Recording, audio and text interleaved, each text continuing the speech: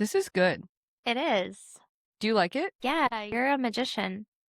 I'm a mixologist. You're a wizard. I'm no alchemist, John. You are, though. That's amazing. I just asked you to throw me together a drink.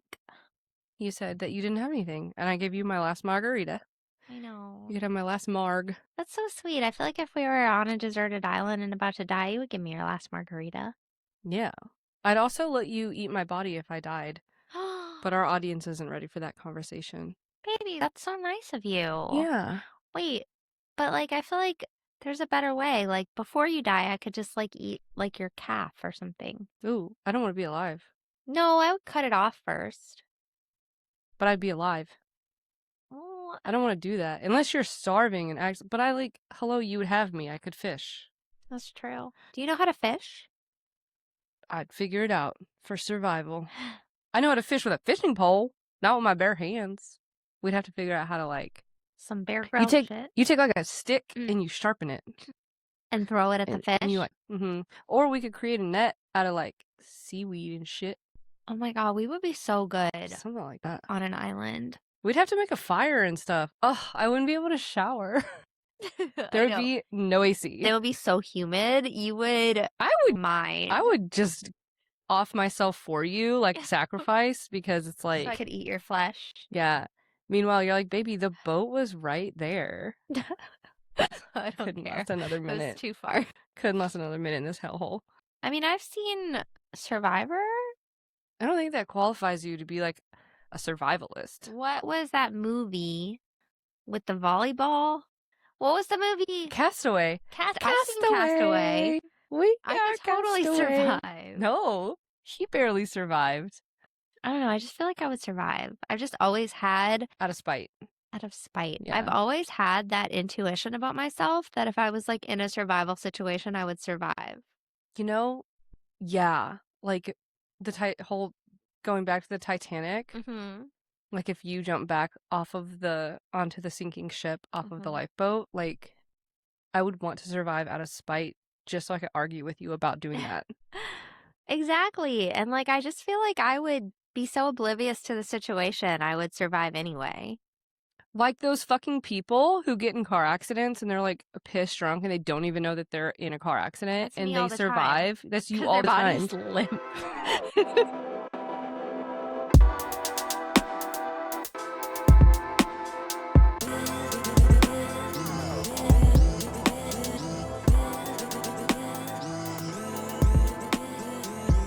I just don't understand how this happened. Me in the back of the kidnapper's car. Yeah. They're like, shut up. You're like, excuse me, I need a Diet Coke. Can we stop at Quick Trip? Can we just you can take me, but just real quick, I need a big Diet Coke. I'll get you something. I'll be quick. Also, I have to pee. God damn it. They would murder me. They would just murder me in the car right there. Are we recording? Oh, shit. Can I tell you what I'm sad about? Sure. We missed the lesbians floating on the river. We missed the Sea of Lesbians? Yes, the river of lesbians. We did? Yeah. I don't even think I knew when that was. Did I get an invite? I don't think I got invited. It was on Facebook. You don't have to be invited. You just go invite yourself if you're a lesbian, and then you go float on the river with other lesbians. So you're telling me the only qualification I needed was being a lesbian? Yeah. Actually, thinking about all those all those women on a tube in a river kind of freaks me out. Why? Because, how many people were there that There you were had a to lot. keep track of? I saw a picture. Well, you don't need to keep track of them. They'll keep track of themselves. So it's not just a bunch of you kind of lesbians. They're strong, independent women. I mean, I'm sure some of them are me lesbians, and some of them are probably you lesbians. But they have a me lesbian to take care of them? Probably. Okay. Yeah, and I have you. Can you imagine? Okay. Can you imagine the one time we went out and we floated a river, you almost drowned because you were trying to save the last cider that you had? Yeah, because you flipped me. I didn't flip you. The current flipped you. Well, Why would I flip you? I didn't want to flip. I don't know. It seemed like... Oh, yeah, we were in a tandem one, weren't we? Yeah. You saved my life. I did, because you had no idea that it was, sucking you under that bark that was in the water. And I was, pushing you up, and you're like, my cider! I know. So sad. I was like, do you even know that you almost died? And you're like, I don't know. All I know is I am out of alcohol. That's terrible. That's a terrible position to find yourself on, floating on a river. Okay, what are we doing? Survival. I would have to survive the river You hadn't without seen alcohol. Survivor yet for the river episode to know how to survive it. Mm-mm. How do you survive floating on a river for 3 hours with no alcohol? That sounds terrible. It does. Although I'm a little afraid to ever float the river again because of alligators. There are alligators in Oklahoma. I don't know. There was one in Arkansas. There's alligators in Oklahoma. There's turtles. Alligator snapping turtles. I don't know. That's like a hybrid of two things. Yeah. So last episode when you were acting like that lady, I don't think we did gay history, did we?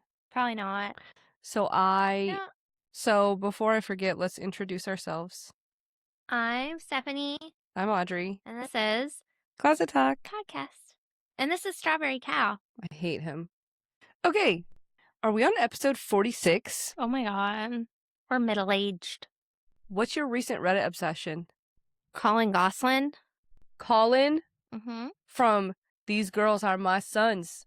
John and Kate +8. Yeah, Colin Gosselin. He's publishing a book called In the Shadow of 8, where he details his childhood being the scapegoat for his narcissistic mother and how he was sent to an institution at 12 years old. And it's just really fucked up. That's crazy. It's going to expose a lot of shit, and I'm so here for it. Are any of them gay? Yes. Well, I mean, I hate to like speculate about somebody who's only like 22 years old, who's like, a lot of them have chosen to not live like a public life. They try to stay private. But as far as I remember, Alexis, she was always my favorite, by the way. Was she the rough and tumble one? Yeah, she was the rough and tumble of the littler girls. The little girls and the big girls. And she came out as queer. I don't know what she identifies as, but she came out as part of the eligibility community. That's adorable. Like a few years ago. So. Okay, so should we do history? What do you think? Did anything gay even happen today? Not today. So like, I think this comes out middle of July, like the 20th or some shit. No, this comes out like in August. I don't know when this comes out. I actually don't know. I just know the episode, but the history that we missed, I want to do a history catch up. Okay. So 23rd of July in 2015, the Equality Act was introduced in the U.S. Congress. This major bill aims to add sexual orientation and gender identity to the Civil Rights Act. It works to protect LGBTQ people from unfair treatment in housing, jobs, and schools. Wait, was that not when gay people could get married? That was the same year, yeah, but that didn't happen until like December, I think. No, I know it was summer. Was it? Well, it's all of the above. Okay. July 23rd, 1975, renowned evangelist Billy Graham stated he was in favor of ordaining gay men as ministers, a progressive and surprising stance for a conservative religious leader at the time. Even now, at the time. Well, that's good, because we had a gay man marry us. Yeah. But this guy, the point is, the man who said, like, you should have gay men as ministers was a very conservative, some may call a MAGA of his time. I gotcha.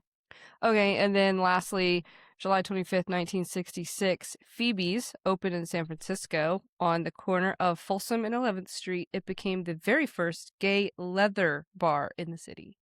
Wow. How specialized. I know. Gay and leather. That's like, was it the Golden Lantern? Yes, or the Eagle. Or on the Leather Eagle. Night. I want to go. Yeah. Are we allowed to go on Leather Night? I went. Were you, like, stared at by gay men? Like, what the fuck is this bitch doing here? Okay. It was normal, except a lot of guys in leather G-strings and puppy masks. It was normal, minus the G-strings and puppy mask and hairy men. Ops normal. Were there any moose gays? You know, that's such a good question. I don't think I was paying that close attention. So that's it for gay history. History that is gay. I did a lot of talking so far, so you better have a lot of commentary for what I'm about to cover. This is my second drink of the night. Of course I'm going to have a lot of commentary. Yeah, you're right. All right, Stephanie, today we're going to talk about the mob. I promise it's gay. Like the gay mob? No, the mob. Like the mafia. It was gay? No. Oh. No, we're not saying it's gay. It's not gay. Mafia don't come after us. Right. I never said. Everything that we're about to say is allegedly. It's all rumor, speculation, and testimony. So Wait, do they still have mobsters today? no comment. Your last name is not Russo. Okay. When a mob boss disappears, Stephanie, there's usually a list of reasons. Rival families, money, betrayal. Maybe someone talked to the FBI. But according to multiple informants, one New Jersey mob boss may have been killed for something far more personal. And if rumors are true, the reason he disappeared had absolutely nothing to do with business. Today we're going to be talking about Johnny Boy D'Amato, acting boss of the DeCavalcante crime family. I don't really know anything about the mob. Yeah, I know. It's fine. I'll tell you. There's a lot of tea in the mob. I bet. I never even watched The Sopranos. Listen, everyone wants everyone dead. Everyone is trying to conspire a murder to someone else so that they can be top boss. I mean, same with your average lesbian circle. Everyone fucked everyone. Yeah. And they all want Everyone each other to wants die. to be top. Unless you're a power bottom. Unless you're a stone cold bottom. Do you think anybody in the mob was a power bottom? Well, the story I'm covering today, allegedly yes. Okay, I'm so excited. Okay, so again, like a lot of this is just testimony and rumor. Like his body was never found. Of course it wasn't. He was in the mob. So it's probably tied to cement somewhere in the ocean. No, I know where it's at. Anyways. What was that? My fingernail. How did your fingernail just fall off? I don't know, I flicked it. Please never, ew, I need to leave it. so I Oh, I don't know what's worse, collecting your chipped fingernails or picking up your fake eyelashes that fall out of your face. The eyelashes, because they look like little spiders. Yeah, there was one earlier. I picked it up. Okay, oh, so gross. So I'm not trying to bring rumors and present them as facts. This is all stuff I found on Wikipedia and multiple websites, and it was all word of words that are all testimony that happened after the fact. So bear with me. It's like, who you talking to? You ready? Mm-hmm. Okay, so who was Johnny Boy D'Amato? He was born in Jersey, but Wikipedia said he was born in New York. But he was just born where mobsters are born. You're either born in New Jersey or New York. You were just born. One of the two. One of the two. But for the sake of the story, he was born in New Jersey, okay? Okay. He was born in 1937 in New Jersey, where he spent nearly all his life. Unlike some famous mobsters who grew up in the crowded streets of New York, D'Amato came out of the North New Jersey Italian-American communities where organized crime had deep roots. I know all about that. Yeah? Jersey Shore. Okay. Vinny. He's family. Far from it. I don't know. Uncle Dino? Nino, yeah, but you can't Vinny... tell me he wasn't connected to mobsters. Listen, Vino, yeah. Vinny, he's a twink. Oh, I know. For sure. Like, Not even a power bottom. No. Like, I don't even think gay men want him. He annoys... Okay, out of all of them, like, he genuinely gets on my nerves. He's like the epitome of, like, straight white boy entitlement. I just don't understand why, after so many years and so much money, he can't get a good haircut. He's so obsessed with his hair. Are there no good barbers in New Jersey? Dude, he's so obsessed with his hair being like a quarter inch from his scalp all the way around. You can't tell me there are no good barbers in New Jersey. He has an uneven face. Yeah, but a good barber could like compensate for that. It's almost like a Britney Spears level of like self-sabotage where he just refuses to get a good haircut. There was like a whole episode where he was like at a barber and he's like, how long have you been doing this? And the dude's like 2 years. And he like stares in the mirror. His hair looks exactly the fucking same as it did 5 minutes ago. And he's like, oh, it's all messed up. Oh, and then he gets another barber and it still looks exactly the same. And he's like, oh, much better. I'm like, bro, never looked good. You still look like a toe. I could do a better I don't understand. I think he's sabotaging. You can't tell me that they don't have a good barber that They can do. He's just refusing. That's just how he looks. It's just his face. I get But mad why at the can't sight of him. Britney Spears cannot fix her extensions. They've just grown in all white trashy like They're that. grown into her scalp like Joe Dirt. I'm sorry, Britney. You mean to tell me that just grew in all white trashy like that? Okay, we're losing the plot. Okay. We have to talk about how Britney Spears won't stop exposing her tits in public. That can be something you cover because you're great at those topics. Okay. His early life wasn't really documented. Apparently, that's something that's common with lower profile crime families and also like anyone who's just normal and Right. Especially original. back then, like, how Yeah. would they document? They're not posting on Facebook. Right. And like he lived a pretty regular and ordinary life before becoming involved in organized crime, like most people. By the time he was a young man, he was already associating himself with members of the De Cavalac. You probably should have Googled this first. I did Google how to say it, but I can't. My mouth isn't working. De Cavalcante crime family. The mafia organization that controlled pretty much all of northern New Jersey. So you have, okay, think drag queens, right? Think houses, how they have a name for the family. This is that. So like crime, like his last name was D'Amato, but he belonged to the De Calavante crime family. And then you had the Gambinos, and you had the... Gambino's was a bakery in New Orleans. It was also the name of my first cat. We were a crime family? No. We were in a crime family. The Gambinos, the Genoves. So those are the three families we're going to kind of... all the tea, all the gossip. Okay, I have to pee. All right, everything is back to normal. So what did I end with? Oh yeah, we were talking about the families. So his family that he was a part of, the mob family he was a part of, was the De Cavalcante family. It was famous as, or they weren't as famous as the Gambinos or the Genoves, but they were still one of the most recognized mafia families operating under the American Cosa Nostra group, I guess. So there's families and then there's a group? Yeah, there's like mafia code and all that shit. Crazy. I learned so much. Like the Bloods and the Crips? No. Maybe? I don't know. This is East Coast. I don't know West Coast.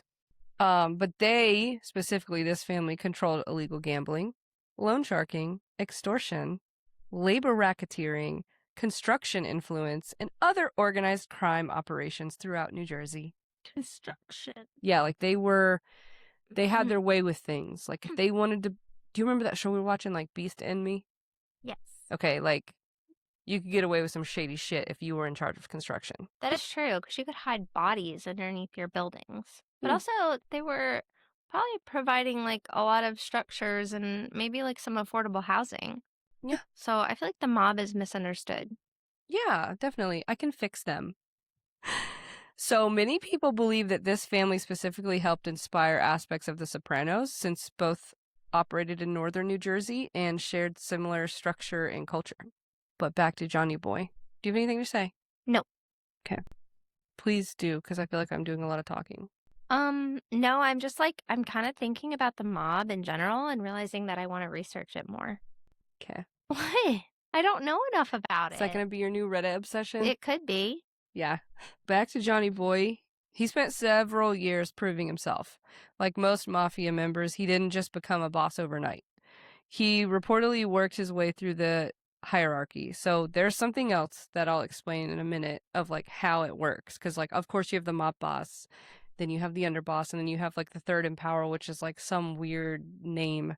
But that will come into play later. So just know that he had to work his way up. And it wasn't just like you take third, second, and then first. You start from the bottom. Yeah, of course. You can't just start out being the top.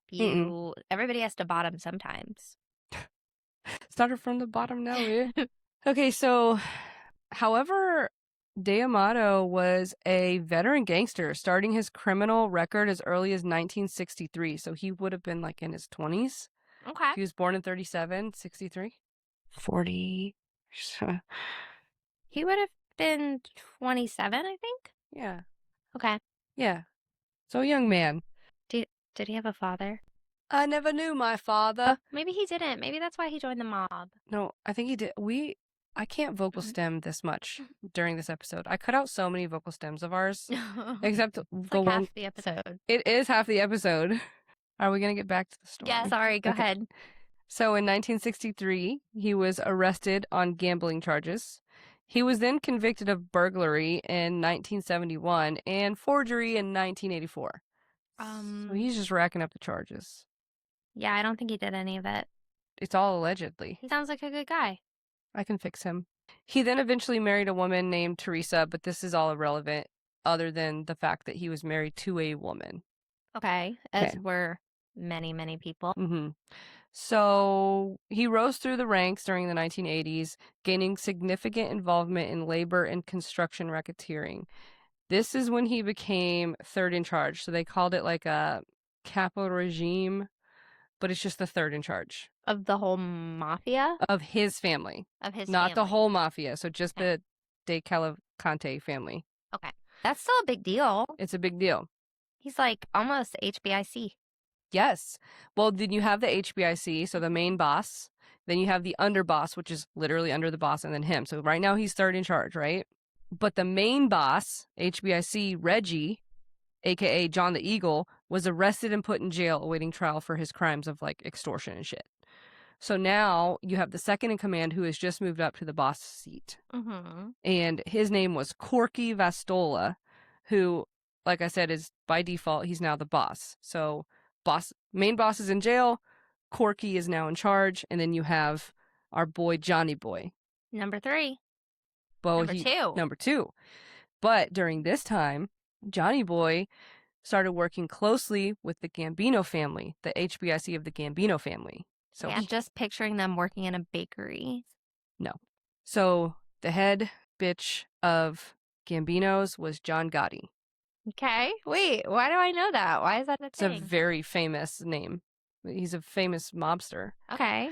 Gotti, like that sounds familiar. Yeah. So John Gotti, who was in charge of Gambino family, is working with Johnny Boy to conspire against killing the now in charge person. Oh my God. So he's conspired. Like, this is some shady shit. This is normal mobster shit. I hope he has a good reason. Like, well, don't go behind a friend's back. No, the reason is because so the Gambinos wanted to control all of northern New Jersey mafia. However, in order to do that, he needed Johnny Boy to do it. And then, of course, there's always something in it for him, right? So there was a reason. He wanted to be in charge of that. So he had to kill the second in charge so that he could be in charge, blah, blah, blah, blah, blah. So just hold all that, okay? And it gets pretty crazy. So main boss is in jail on our side, on our De Calavante family. Okay. Second in charge has a hit out for his murder. Johnny Boy is third. Gambino is top. We're just going to say Gambino, even though it's John Gotti. And they're working together. Okay?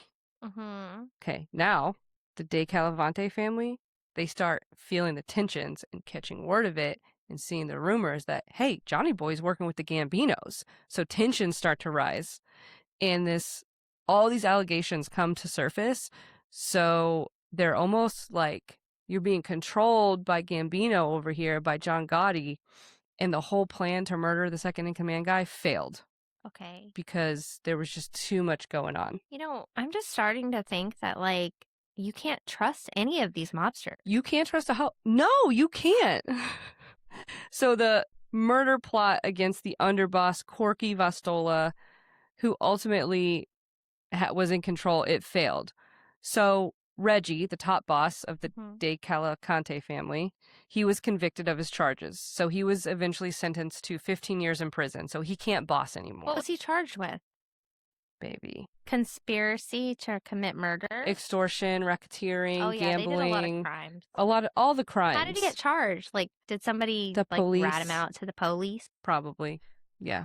Because, like, if you think about it, everyone just wants to be in charge. Everyone just wants control. Why would you want that, though?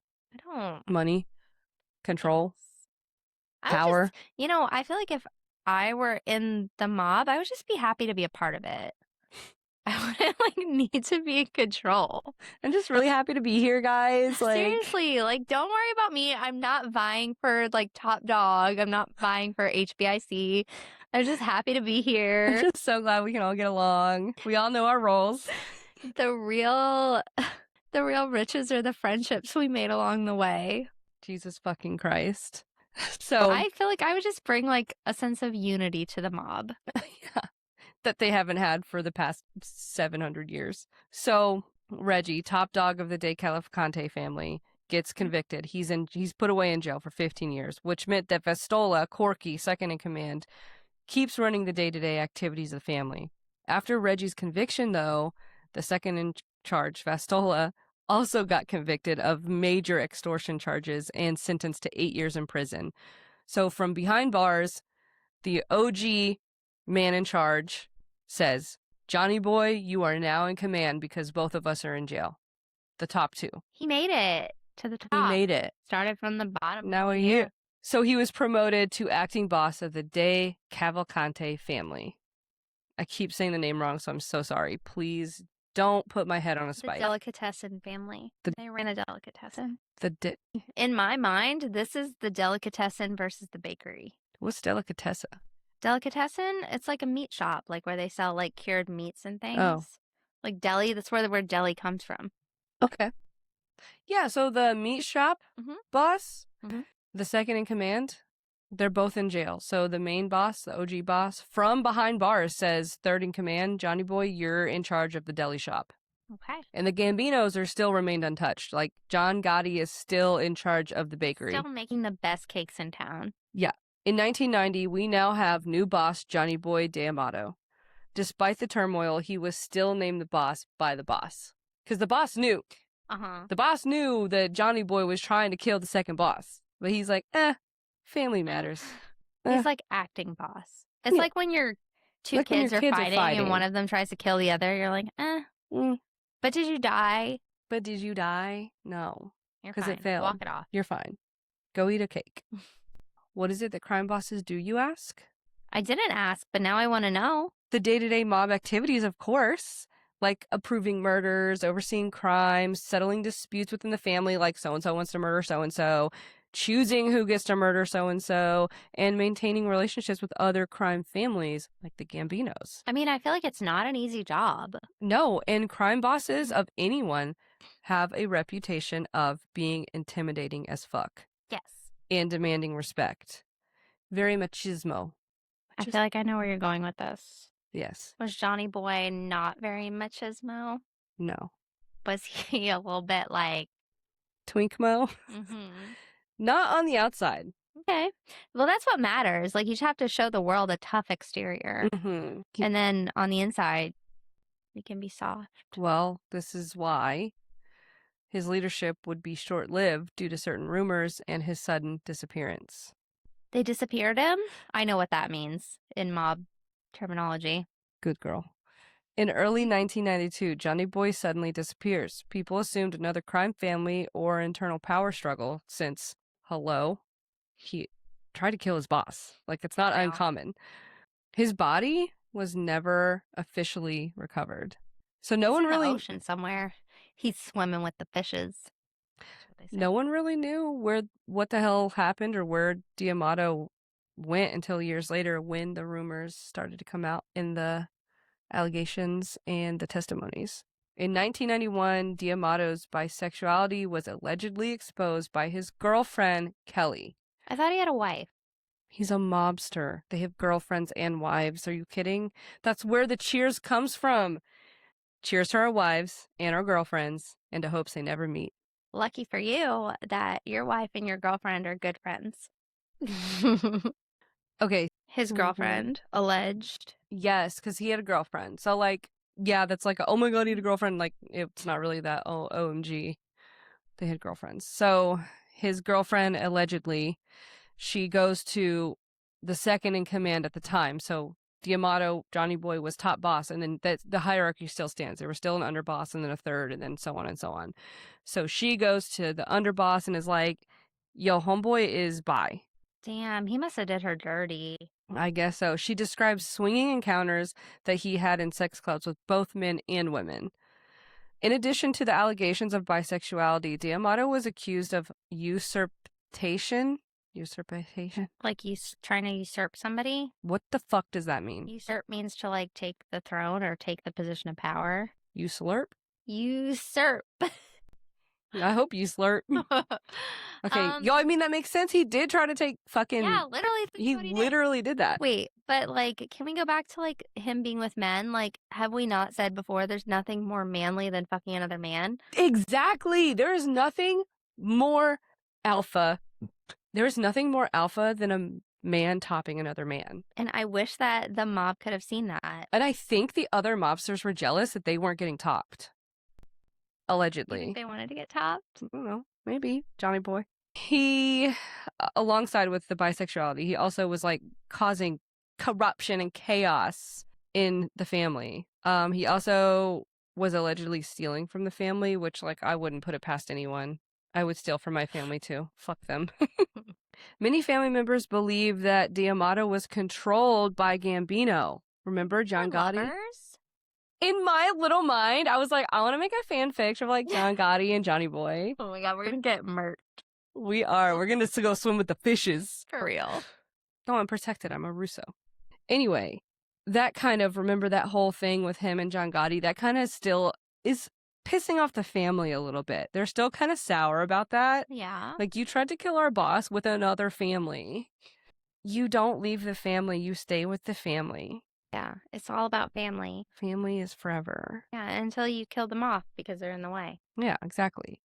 So naturally, all that sparked outrage within the family, right? But the main thing being the bisexuality.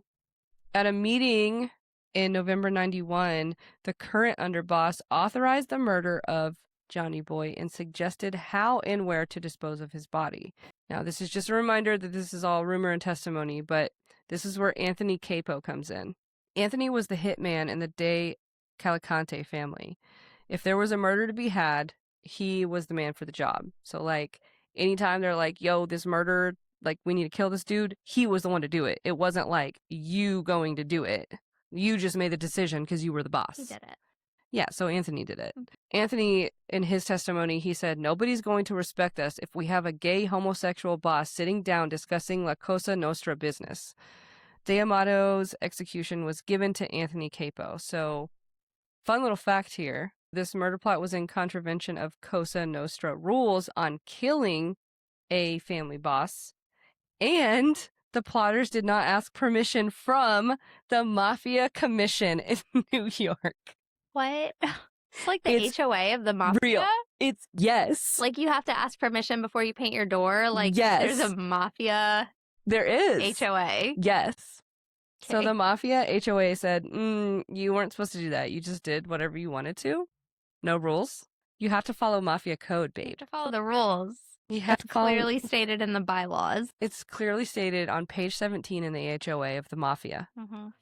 Okay, so anyways, that was just a fun little tidbit. It had literally nothing to do with the story, but when I was reading it, I was like, excuse the whole entire fuck out of you. The Mafia is Commission? a lot gayer than I thought it was. And it said, Stephanie, it was like started in blah, blah, blah, till present.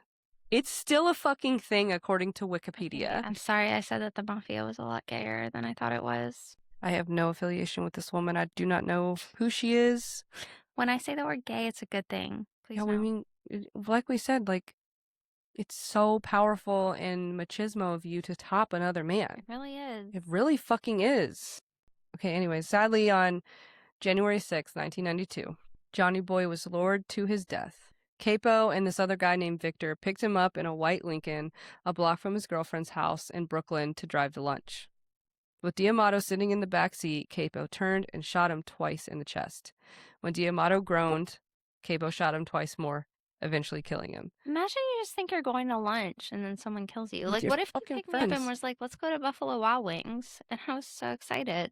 Like, you couldn't even let me eat first? And yeah, they could have let him have lunch first. Just don't think you should get in the way of lunch. Mm-mm. He was 50 years old when he passed. His body was disposed of at a farm in Newburgh, New York, owned by De Cavalcante soldier Philip the Undertaker LaMea. The Undertaker? The Undertaker. He took the dead bodies on his farm. Oh. Despite efforts to search for D'Amato's remains, his body was never recovered. So how do we know he's buried there? Hold on. Also, no true motive was ever proven in court, other than the fact that he was gay. But they didn't consider that a true motive. Most of the details later came from witnesses or other cooperating family members. And I'll get to why all this came out was because of Anthony Capo, but you'll see like why. But do you think that there's a possibility they said that they were killing him because he was gay, but it was really because of like mafia related reasons? No, because they much would have rather just said mafia reasons. They didn't True. want to be tied with they had anyone gay in the bloodline. That is true. They didn't want anyone to know that. Yeah. So why was being gay even a factor that led to his murder? I mean, obviously. It's still a factor today. I mean, yeah, we're talking about the mob. They projected gross masculinities as such an extreme that, like, it's almost annoying. Which is crazy because, again, what's more masculine than fucking another man? Hello. Like, even they didn't even have fact. They just had the word of mouth of a hussy, of a girlfriend, not even his wife, saying... For real. They just couldn't let that kind of shit get out, though. All the rumors. So literally, eligibility history proves that being gay meant you had to live a double life just to survive. Even in the mob, when you were powerful. Yeah. You couldn't be gay. Homos won't make it. You like to see homos naked? I just, like, even today, like, why are people so threatened by it? I don't get it. Like, I literally don't get it because to me, it does not at all, like, take away for a gay man. Mm-hmm. That doesn't take away from your masculinity. Like, no, how? I've seen some of the most jacked men be gay men. Yes. Now, like, if you're a gay man who, like, mostly takes it, maybe if you're a twink, maybe. But this man was not a twink. No, I doubt Johnny Boy D'Amato was a twink. He was not a twink. He was probably... He was the giver. Baby, I'm a giver. So how does that take away from your masculinity? Just like me being a lesbian doesn't take away from my femininity because you lay it down every night. Yeah, that's what I'm saying. You know. I know. Yeah. So, I don't know. I just don't get it. So, shortly after the murder of D'Amato, his brother Frank was released from prison. Those responsible for D'Amato's murder decided that it would be prudent to kill Frank before he took revenge. However, the plan to murder Johnny's brother, Frank, never took place. What did happen, though, was in 2003, when several members of the De Cavalcante family... Wait. This is getting way too close to real time. What? 2003? Yeah. That's like... He got dead in 92. Okay, but there's a big cutoff between 1999 and 2000 to me. In my mind. I know. It's this is our time. Like, this is our time now. Like, we were born in 89. He became the crime mob boss in 1990. I know. I was like, we were one. And they killed him. Yeah. And I never even knew. We were like almost in high school whenever they went down for it. So his brother got released from jail. They're like, let's kill the brother because he might take revenge. That never happened, but it was just like a good segue to be like, but you know what did happen? They all went fucking down for it. Several members of the De Cavalcante family were charged for their roles in Johnny Boy's murder. The murder of D'Amato went unsolved for years until a massive federal crackdown hit the family in the late 1990s and early 2000s. Facing heavy racketeering charges, Anthony Capo, the one that offed him, turned state's evidence and became a government informant in 2000. So all of that timeline and everything of like why we know the timeline of like how they had the meeting and who decided what and how it happened, that's all testimony from Anthony Capo. So wait, you're telling me that the police, the Popo, they care that much when one mobster kills another mobster? No. Yeah, like why were they here out trying to prosecute it? No. So they got taken down for other things like racketeering and extortion. It was just part of it. Anthony, yes, and Anthony was in that group. So he was also being taken down, but he's like, hey, Popo, you scratch my back, I'll scratch yours. If I become your informant and tell you everything. So they can get some people who are like higher up. I can get people, because I know I have news about who killed who. Because Homeboy's still missing at this point. They haven't found his body. He's been missing this whole entire time and no one knew why until Anthony fessed up. Okay. So in 2000. So Capo confessed to the FBI that he personally whacked D'Amato.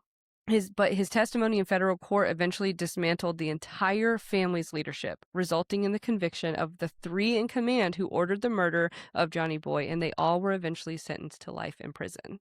So that family is no more. Well, I mean, there's probably people still in charge. But the Gambino family lived on and went on Well, to John open a Gotti, successful bakery in New no, Orleans. actually, John Gotti actually got arrested and was in jail with the 2nd in command who ordered the hit on Johnny Boy. There's like a whole part 2, but it has nothing to do with being gay. So I just kept reading. So I was like, wait, they were in jail together? And then Gambino was like, hey, yo, your boy's here and I know all this info. So like, let's take them down from the inside.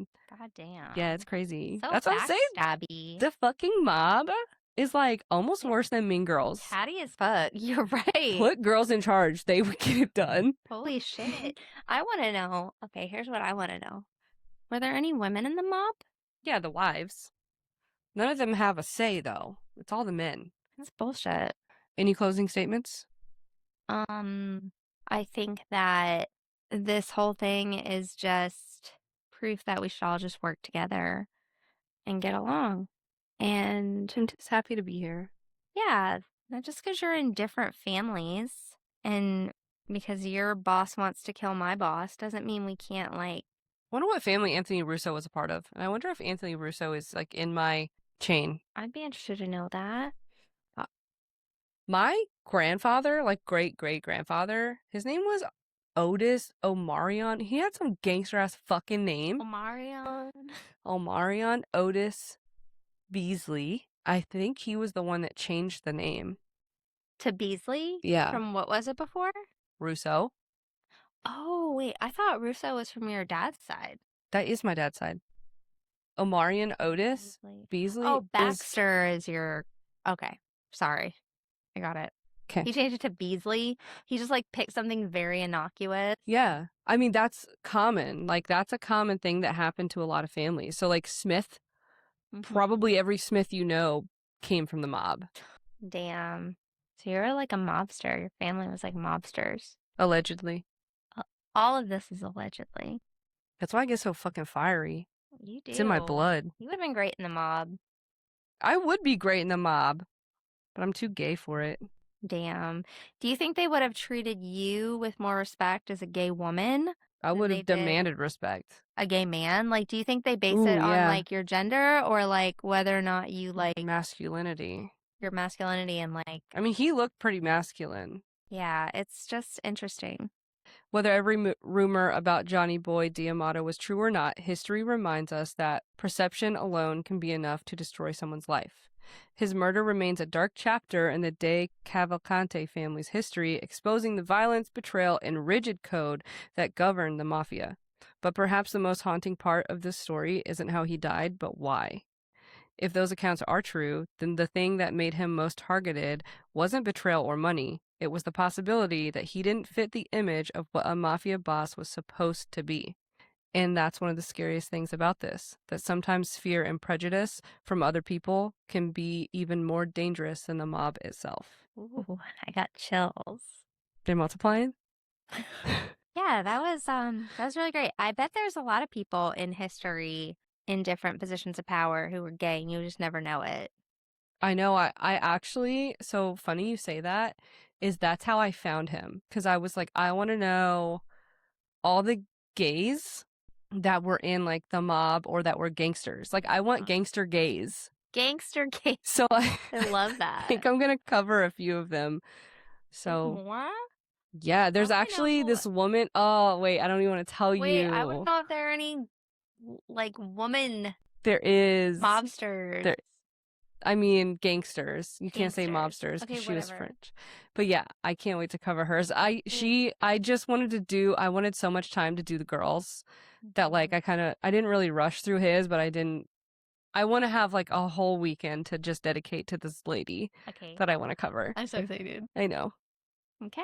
Wow. But that's all I got for Johnny Boy D'Amato. Well, rest in peace. Rip. R.I.P. Rest in pieces. Peace. He probably is in pieces.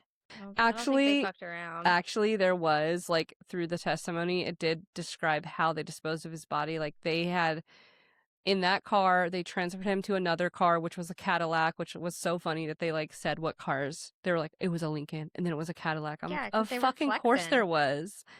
I had a Cadillac. Anyway. And then that I Cadillac remember your took Cadillac. the back seat specifically. One time.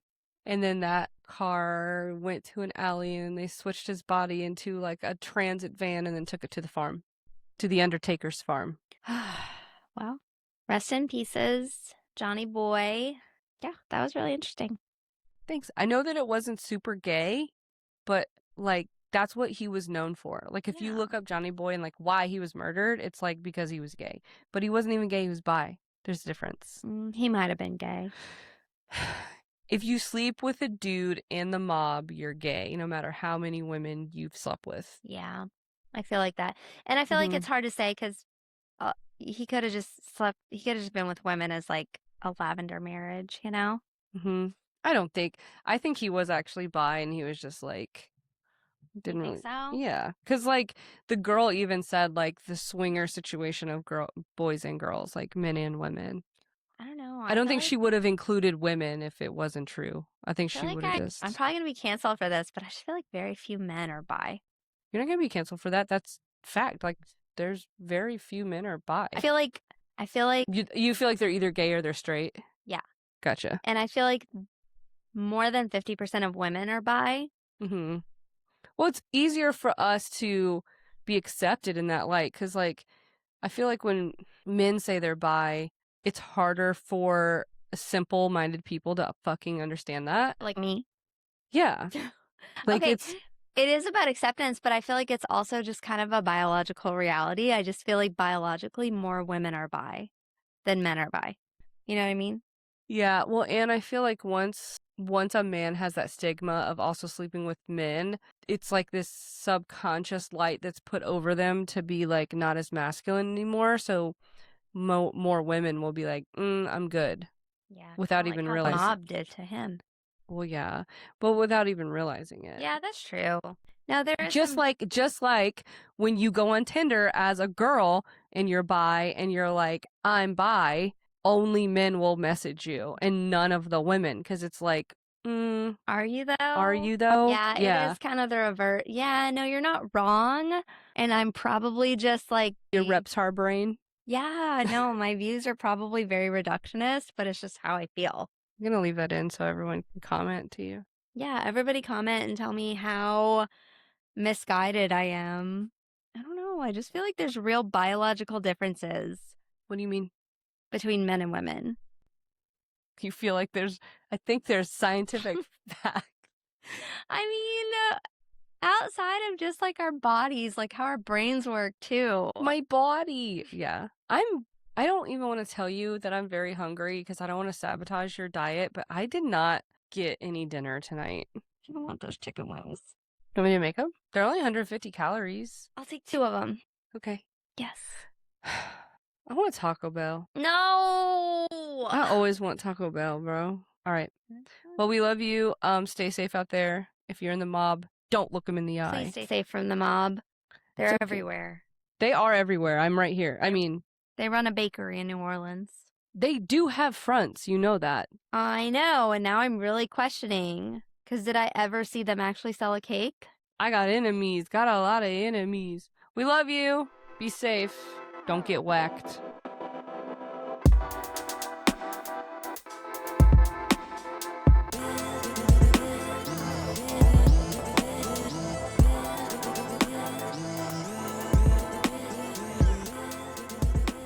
He needs bitches. That's why. It's bitchin' season. He has his brother. Now, his brother doesn't know what's going on, so therefore he cannot consent. Well, do you think this thing can consent?